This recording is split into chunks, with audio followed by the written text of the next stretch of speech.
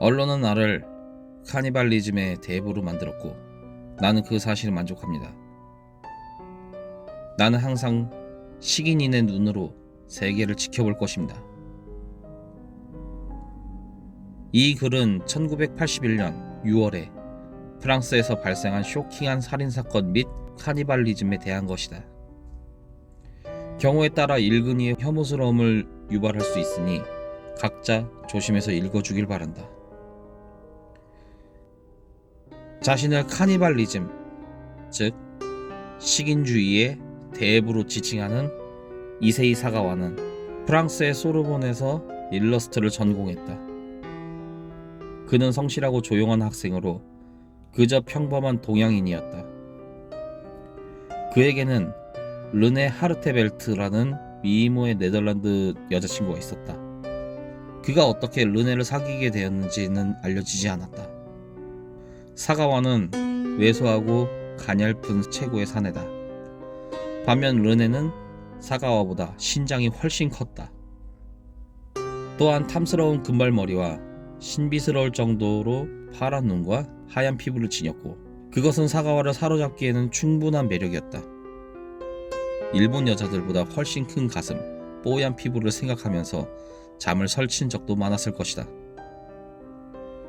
사가와는 곧잘 르네를 자신의 아파트에 초대해 아름다운 시를 낭송해주곤 했다. 어느 날 사가와는 르네에 대한 자신의 감정을 말하며 성적 욕망을 털어놓았다. 또한 자신의 감정이 단순한 성적 흥분에서만 이루어진 것이 아닌 그 이상의 것이라고도 말했다.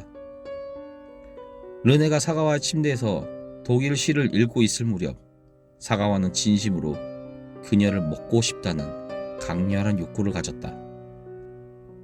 사가와의 베스트셀러인 안개 속에서에서 그는 다음과 같이 그때의 감정을 표현했다. 나의 열망은 컸다. 나는 그녀를 너무나도 먹고 싶었다. 내가 그렇게 한다면 그녀는 영원히 나의 일부가 될 것이다. 오로지 이 소망뿐이었다. 르네는 다음날 다시 사가와의 아파트에 왔다. 잠시 동안 사가와는 르네가 시를 읽고 있는 것을 녹음했고 그녀를 죽이기 위해 권총을 준비했다. 르네가 시를 다시 한번 읽기 시작했을 때 사가와는 그녀의 뒤에서 머리에 총을 발사했다. 그녀는 그 즉시 사망했고 사가와의 식인 행위는 시작되었다. 어떻게 사람을 먹어야 되는지 몰랐던 사가와는 그녀의 엉덩이 부분부터 먹기로 했다. 그는 부엌에서 날카로운 포크를 가져와 죽은 소녀의 살점을 나누기 시작했다. 갑자기 시체의 많은 죽은 살에서 분비물이 나왔다. 마치 옥수수콩 같았다. 계속해서 분비물이 나왔는데 정말 이상했다.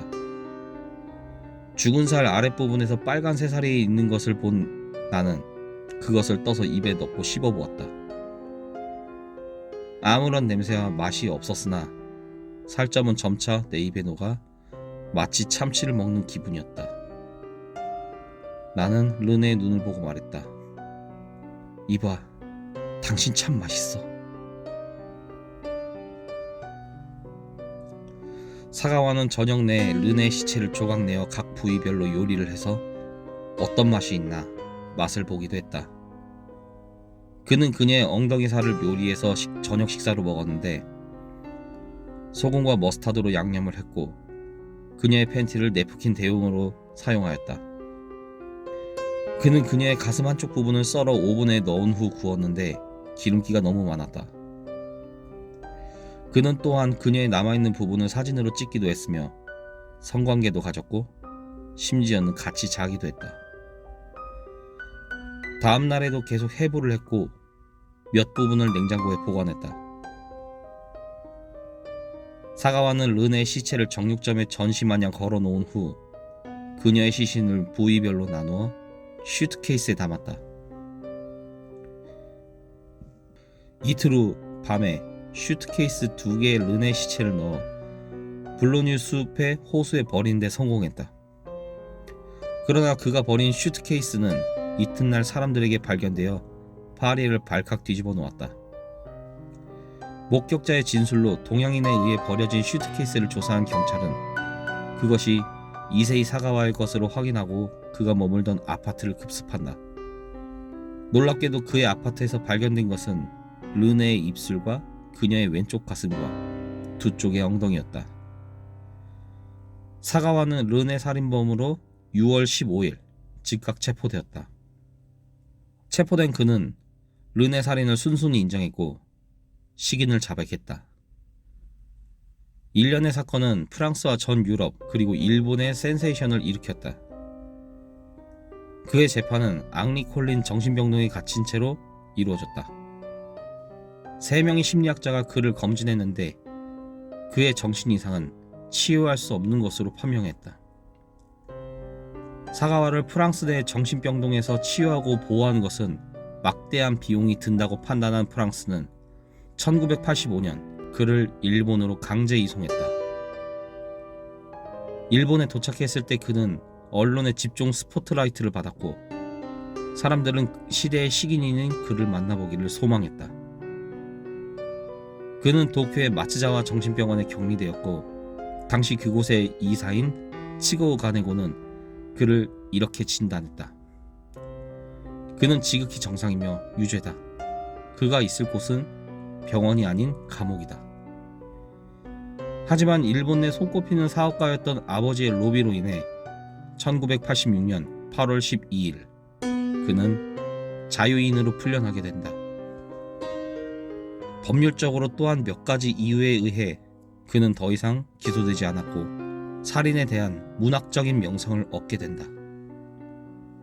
사가와는 미국의 제프리 데머와 같은 명성을 얻었고 풀려난 지 1년 후 앞서 말한 안개 속에서라는 책을 통해 자신이 행한 범죄를 아주 구체적으로 묘사했다. 살인, 강간, 식인, 시체유기의 내용이었지만 그는 점점 더 큰 명성을 얻게 된다. 일본의 한 TV 프로그램에 나와 웃음을 지은 채로 자신의 행위를 시청자들에게 알렸으며 여러 가지 토크쇼에 출연하기도 했다. 사가와는 살인과 여자를 먹었던 것에 대한 글을 끊임없이 말하고 책으로 출판했으며 현재는 그림에 몰두하고 있다. 그는 주로 여인의 엉덩이를 그린다고 한다. 그의 범죄를 그린 만화도 등장하고 있으며 팬들 중에는 그를 동화 속 왕자로 보고 있는 여성들도 꽤 많다고 한다.